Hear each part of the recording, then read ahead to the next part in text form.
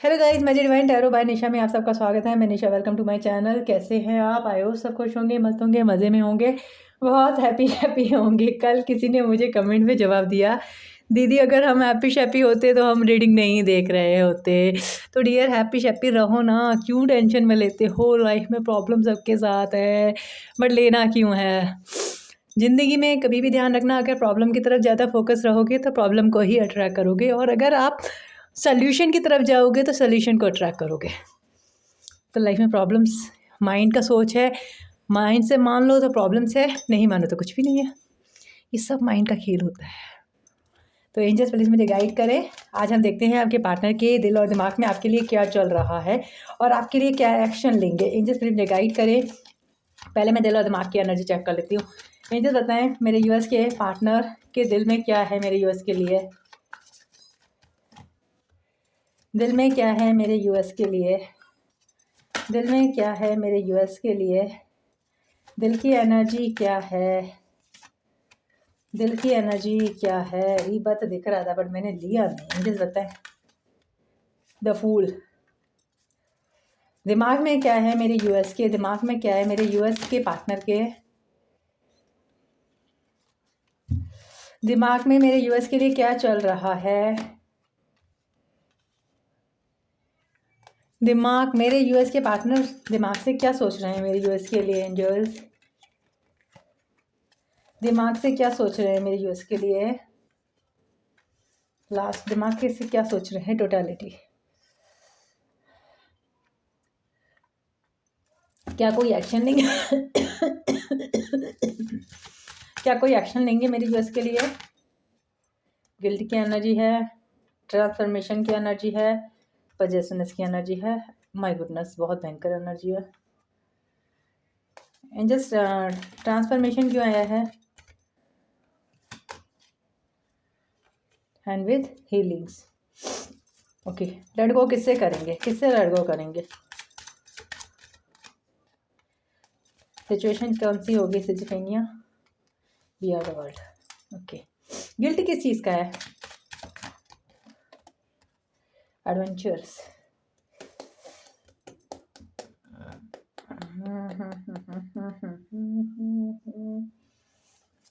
Four of wands क्यों आया है दिमाग की एनर्जी में? एक सेकंड, कार्ड मुड़ा था। फोर ऑफ वॉन्ड्स दिमाग की एनर्जी में क्यों आया है? फोर ऑफ वॉन्ड्स दिमाग की एनर्जी में क्यों आया है? ओके, आपके लिए सोच रहे हैं रीबर्थ की एनर्जी क्यों है? अच्छा, यहाँ से आपको कार्ड क्लियरफाई करना है।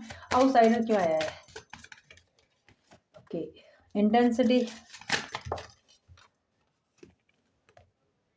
चेंज, एडजस्टमेंट क्यों है इतना? Thunderbolt with possessions. आपके पार्टनर की एनर्जी में डियर साइन तो सारे ही ऑल साइन रीडिंग्स है, बिकॉज यहाँ पे सारे ही साइन दिख रहे हैं। व्हील ऑफ फॉर्चून है, air sign, water sign, earth sign, fire sign, चारों ही साइन है। यहाँ आपके पार्टनर बहुत इंटेंसिटी के साथ अपनी लाइफ में एक बड़ा शिफ्ट चाहते हैं, एक बड़ा चेंज चाहते हैं, क्योंकि उनको ऐसा लगता है कि एक बड़ा चेंज उनकी लाइफ में आना बहुत ज़रूरी है। और ये जो कल अमावस्या है, कल मौनी अमावस्या है, अगर बहुत सारे लोगों को पितरों की कोई प्रॉब्लम्स है कि पितृ दोष है उनकी कुंडली में या उनकी लाइफ में कोई भी प्रॉब्लम्स है, तो कल के दिन आप अच्छे से अपना स्नान करके, जो भी हिंदू धर्म से हैं मैं बता दूं, कल सुबह सुबह नहा धो करके अच्छे से आप गाय को ज़रूर खिलाएं, अपने पितरों का नाम लेकर के। घर के जो भी बड़े हैं उनका नाम लेकर के आप खिला सकते हैं, किसी की हेल्प कर सकते हैं, बिकॉज मौनी अमावस्या है, ये बहुत पावरफुल है। और अगर आपको लगता है कि मेरी कुंडली में पितृदोष है या मेरी लाइफ में ऐसा कुछ है, जो कोई किसी की डेथ हुई है जो बहुत ज़्यादा परेशान था, या कोई होता ना मरा हुआ इंसान हमारे सपने में आता है, कभी कभी हमारे रिलेटिव्स जो मर जाते हैं, इस सोल को छोड़ दे, इस अर्थ को छोड़ देते हैं, वो हमारे सपने में आते हैं। तो आप गाय को उनका नाम ले करके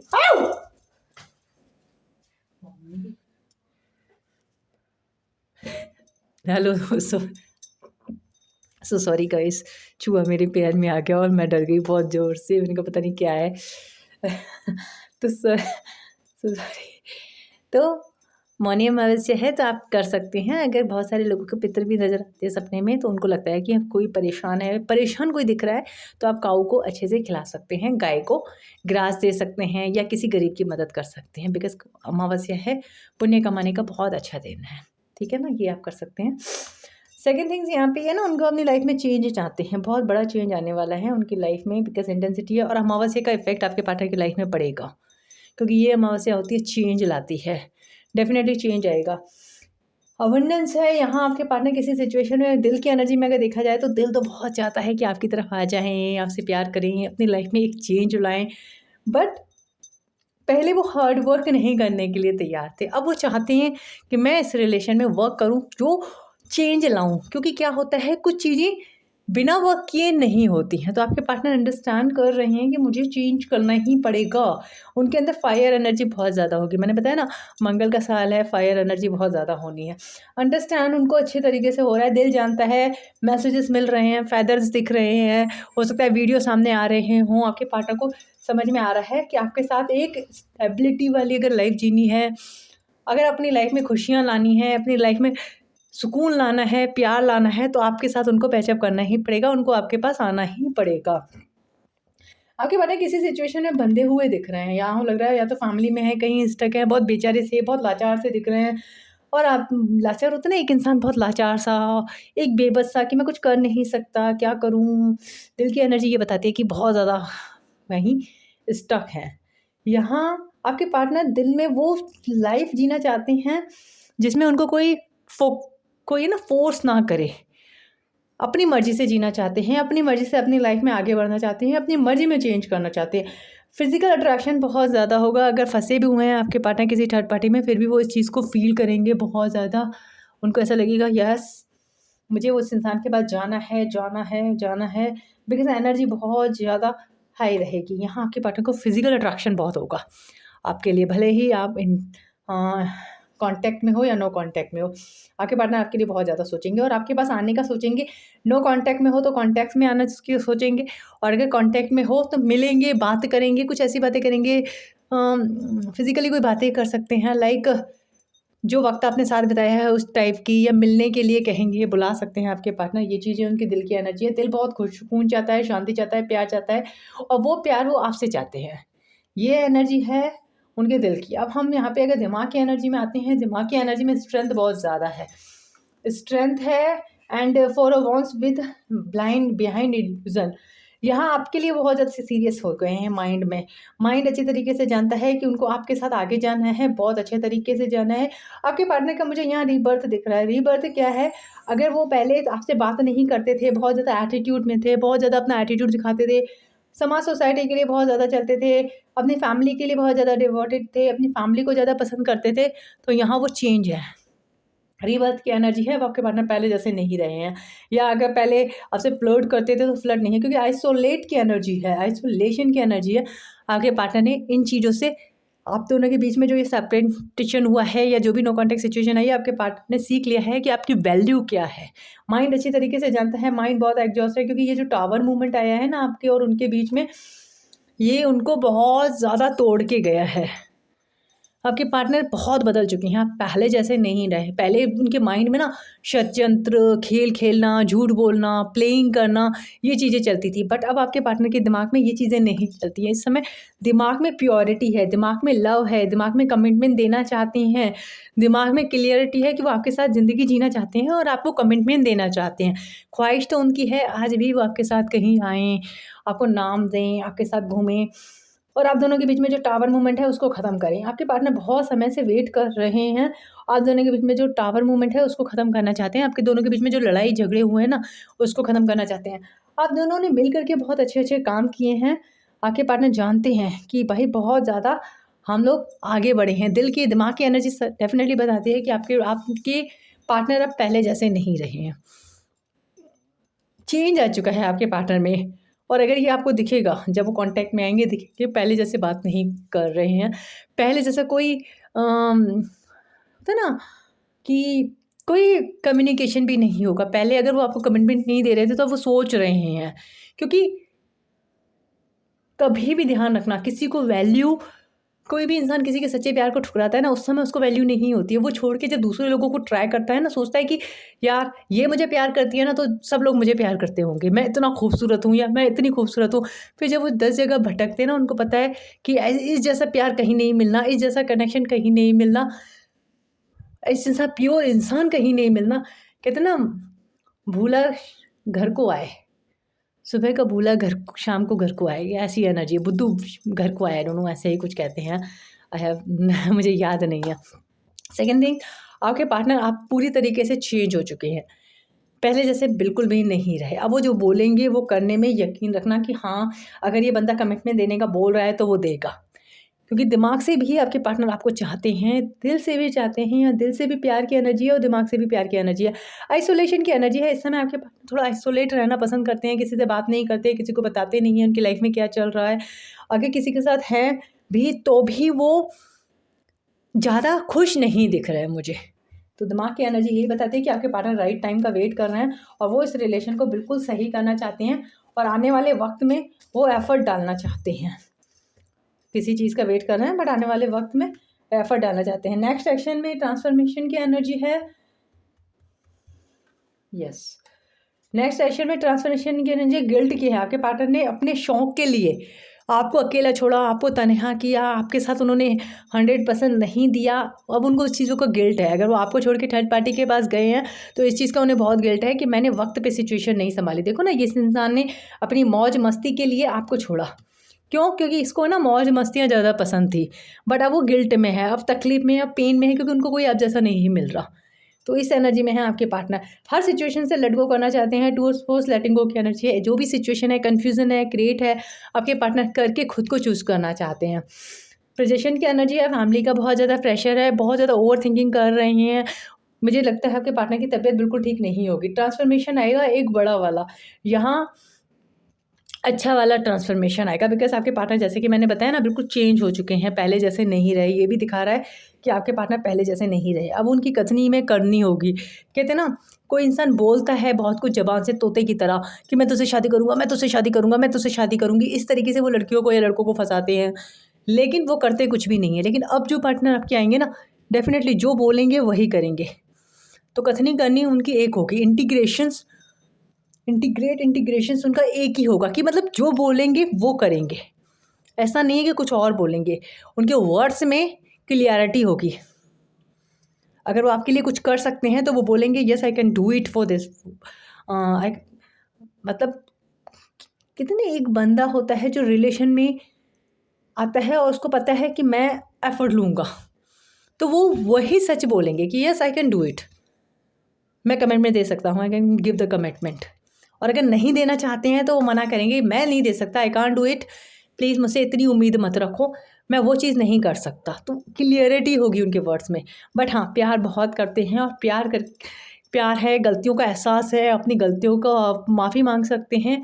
आने वाले वक्त में सुकून चाहते हैं आपके पास और यही कहेंगे कि भाई मुझे मेरी ज़िंदगी लौटा दो, मैं तुमसे बहुत प्यार करता हूँ। लेकिन हाँ, अगर वो कह रहे हैं कि मैं आपसे शादी करूँगा तो बात ध्यान रखना, वो शादी करेंगे। अगर वो कह रहे हैं नहीं करूँगा तो आप ये मत समझ लेना कि मैं अभी प्यार से बात करती हूँ फिर ये बंदा मेरे साथ शादी करेगा। इस गलतफहमी में मत रहना।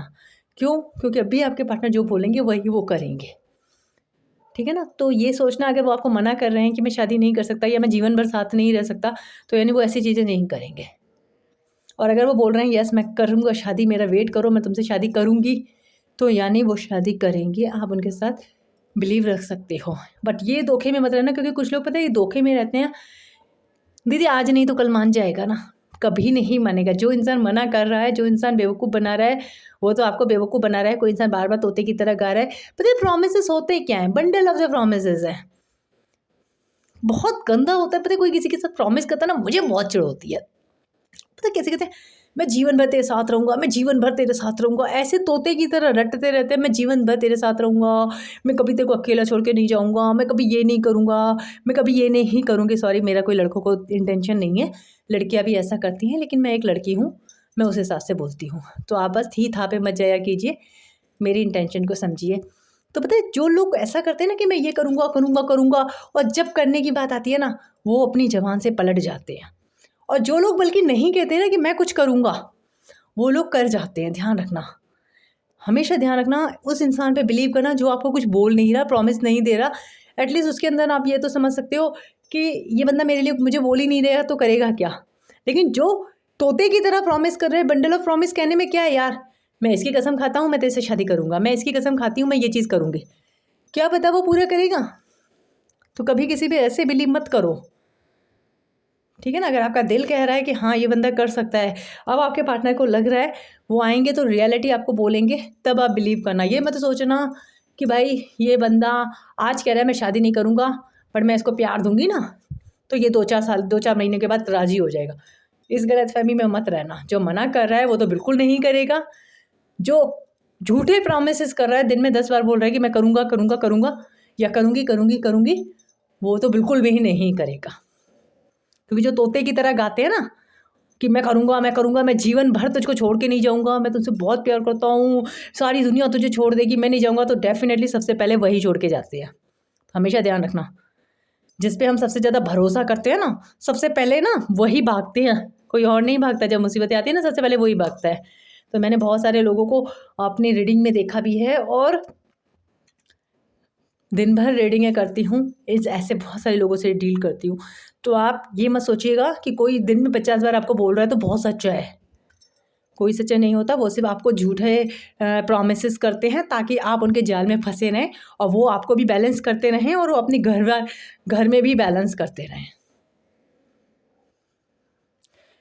ऐसे लोगों की आदत होती है दोनों हाथों में लड्डू खाने की।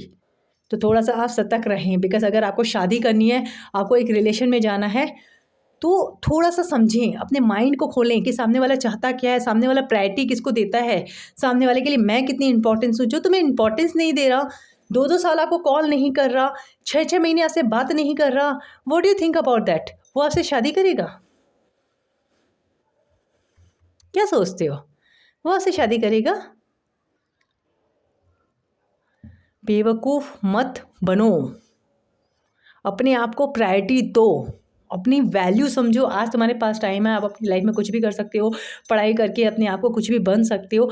आप क्या कर रहे हो, आप रो रो के अपना करियर ख़राब कर रहे हो, रात को 4-4 बजे रीडिंग देखते हो, 3-3 बजे रीडिंग देखते हो, पूरा फोकस यहाँ पे है। आप अपनी लाइफ में क्या अट्रैक्ट कर रहे हो? प्यार करो, बुरी बात नहीं है।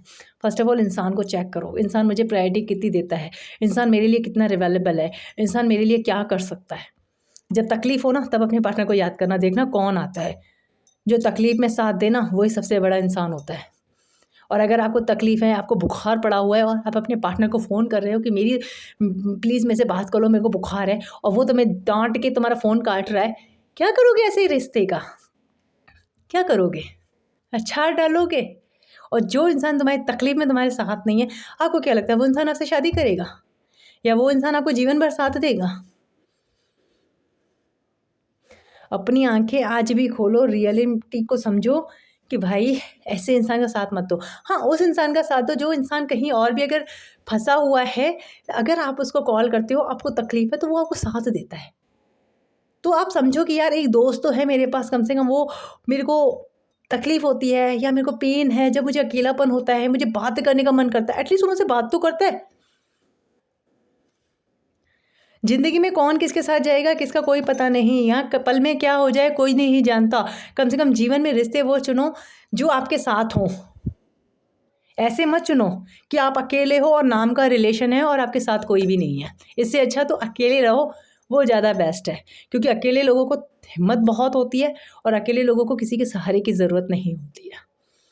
क्योंकि अगर एक ऐसा रिश्ता आपके साथ है जो ना के बराबर है, तो आप रो रहे हो, चीख रहे हो, आपकी तबीयत ख़राब है, और वो बंदा आपको चिल्ला रहा है, आपके साथ बैड अब्यूज़ यूज़ कर रहा है, वो को टाइम नहीं दे रहा। अंबानी है, मोदी है, मोदी जी हैं, या कोई और है, छोड़ो ऐसे रिश्तों को, भाड़ में जाने दो ऐसे रिश्तों को। आप अपनी लाइफ में सोचो आपको चेंज कैसे लाना है, आपको अपनी इंपॉर्टेंस कैसे बढ़ानी है, आपको अपने करियर में कैसे ध्यान देना है। आजकल आप बहुत कुछ कर सकते हो अपने करियर में, ठीक है ना। सॉरी, मेरी बातें अगर आपको बुरी लगती हो तो I am so sorry, because मैं यही चाहती हूँ कि रिलेशन के लिए रोने से अच्छा है कि आप अपने आप को इतना काबिल बनाएं कि सामने वाला खुद एहसास करे कि मैंने किसको खोया है, और रोने से ये चीज़ें नहीं होंगी। जब आप चेंज होगे, उसको छोड़ करके आप अपनी लाइफ में आगे बढ़ोगे, आप हील होगे, आप अपने करियर में आगे बढ़ोगे, तो एक दिन तो पता है उसको एहसास होगा। पता है एहसास कब होता है किसी को एहसास खोने का? आप उससे प्यार करते समय वैसे ही थे, है ना? आज भी आज आपके बिछड़े हुए 2 साल हो गए, या जैसे लोग बताते हैं 1.5 साल हो गया, 2 साल हो गए, आज भी आप वहीं पर ही हो, कोई इम्प्रूवमेंट नहीं है। इसको पछतावा होगा? नहीं होगा। वो तो कहेगा यार मैंने छोड़ा ही अच्छा किया, मैंने इसको छोड़ दिया, ये तो कहीं जा ही नहीं सकता था। क्यों? क्योंकि आप आज भी उसके लिए रो रहे हो। कभी उसको एहसास नहीं होगा। अगर आपको उसको एहसास कराना है, अगर आप चाहते हो कि सामने वाले को एहसास हो कि उसने क्या खोया है, तो आपको चेंज होना पड़ेगा। You have to change yourself.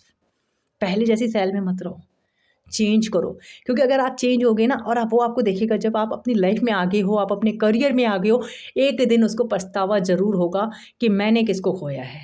यार ये बंदी सिर्फ बेवकूफ़ नहीं थी जिसको, या ये बंदा बेवकूफ़ नहीं था जिसको मैंने बेवकूफ़ समझा। आपने धड़कन मूवी देखी है? रिपीट करना, देखना। एक्चुअली क्या होता है, कुछ कुछ मूवीज़ हमें मोटिवेट करती हैं। देखना धड़कन मूवी में किस तरीके से सुनील शेट्टी ने पैसों पे फोकस किया।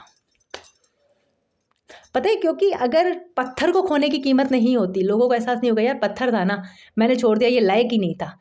लेकिन हीरा खो करके इंसान बहुत ज़्यादा वो हो जाता है, यार मैंने तो हीरे को खो दिया। तकलीफ तब होती है जब कोई हीरो को खोता है। पत्थर को खो के क्या मिलेगा? अगर आप वो आपको छोड़ के गए हैं, आज भी आप वहीं पर ही खड़े हो, उसको क्या एहसास होगा? अगर आप चेंज हो गए तो उसको एहसास होगा कि मैंने हीरे को खो दिया। और हर किसी के अंदर एक हीरा बसता है। चेंज तो करो, अपने आप को देखो, तो अपने अंदर तो झाँको कि आपकी सेल्फ क्या चाहती है, आपका माइंड क्या चाहता है, आपका दिल क्या चाहता है। कमेंट्स करना, ठीक है ना? आप मुझे बताना। अगर बुरी लगी हों आपको मेरी बातें, तो मैं कहती हूँ भाई आई एम सो सॉरी। और अपने पार्टनर के लिए आप भले ही रोते रहो, कोई फ़र्क नहीं पड़ता, लेकिन आप चाहते हो कि उसको एहसास हो उन्होंने आपको छोड़ा है, तो एहसास हो तब होगा जब आप अपने आप को चेंज करोगे। अगर आप उनको 5 साल के बाद भी उसी कंडीशन में मिल रहे हो जहाँ पे आप थे, उसे कभी एहसास नहीं होना। लेकिन हाँ, अगर आप चेंज हो गए, आपने अपने करियर में अपना आगे बढ़ गए, उससे डेफिनेटली एहसास होगा। क्योंकि जब पत्थर समझ के कोई किसी को खोता है ना, और वो इंसान हीरा निकल जाए, एहसास अलग होता है।